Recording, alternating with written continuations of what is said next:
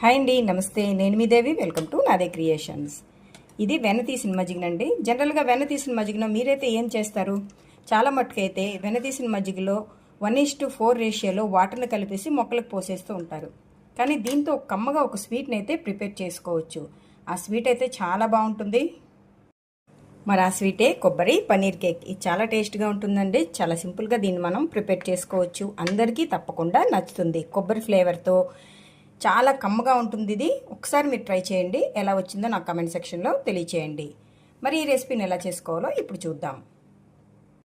మరి తీసుకున్న కోసం అయితే ఇలాగా వెన్న తీసిన మజ్జిగని తీసుకోండి. మనం పెరుగు తోడుకున్న వెంటనే మేగడ్ని సెపరేట్ చేసేసి ఒక 10 days పాటు మేగడ్ని సైడ్ చేస్తే మనం దాంతో వెన్న తీసుకున్న తర్వాత ఇలా మజ్జిగ మనకి రెడీ అవుతుంది. అయితే ఒక్క విషయం దీన్ని చూసుకోవాలండి, ఇది అస్సలు పుల్లగా అయితే మనకి ఉండకూడదు. ఇప్పుడు దీంతో మనం స్వీట్ని ప్రిపేర్ చేసుకుందాం. ఇప్పుడు దీన్ని మనం డైరెక్ట్గా స్టవ్ మీద పెడదాం.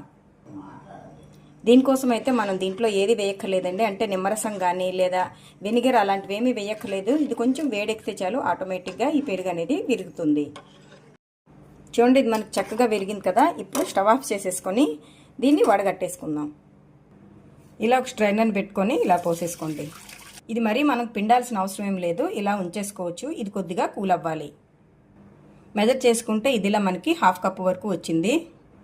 ఇప్పుడు ఇలా ఒక మిక్సర్ జార్ తీసుకొని మనం ఎంతైతే పన్నీర్ని కూర్చుకున్నామో అంతే కొబ్బరి ముక్కలు, పచ్చి కొబ్బరి, సేమ్ క్వాంటిటీ పంచదార, మంచి ఫ్లేవర్ కోసం యాలకులు వేసేసి దీన్ని మెత్తగా మిక్సీ పట్టుకోండి.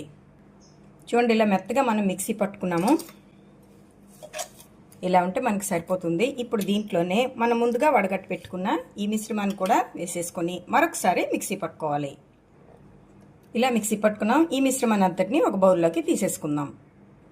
ఇలా చేసుకుని ఈ మిశ్రమంలో 1/2 కప్పు వరకు బొంబాయి రవ్వని యాడ్ చేసుకుని ఒకసారి బాగా కలిపేయండి. ఇలా కలిపేసుకున్న తర్వాత ఒక్క 10 నిమిషాలు పక్కన పెట్టుకుంటే ఈ రవ్వ అంతా తడిని పీల్చుకొని మన కన్సిస్టెన్సీ అడ్జస్ట్ అయిపోతుంది. 10 minutes అయిపోయింది. చూడండి, ఇది మనకి సెట్ అయిపోయింది. ఇప్పుడు దీంట్లో ఒక 1/2 కప్పు వరకు మెల్టెడ్ ఘీ, మీరు ఈ ప్లేస్లో కావాలంటే రిఫైండ్ ఆయిల్ అయినా వేసుకోవచ్చు, ఫ్లేవర్లెస్ది.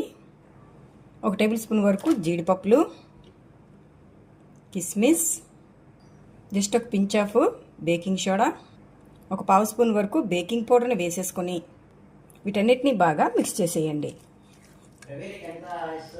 ఇలా కలిపేసుకుని ఈ బ్యాటర్ని మనం ముందుగా నెయ్యితో గ్రీజ్ చేసుకున్న ఈ బౌల్లోకి ట్రాన్స్ఫర్ చేసేసుకుందాం.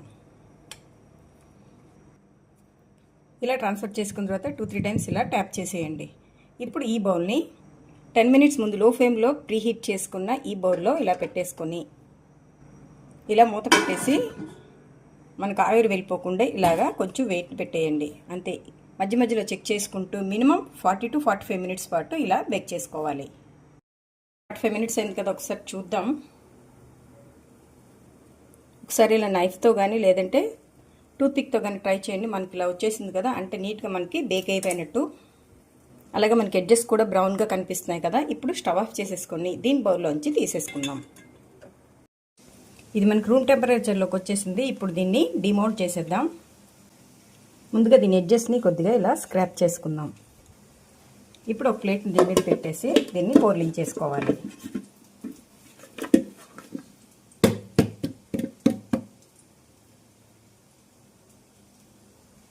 మనకి చక్కగా రెడీ అయిపోయింది. ఇప్పుడు దీన్ని కట్ చేసుకుందాం.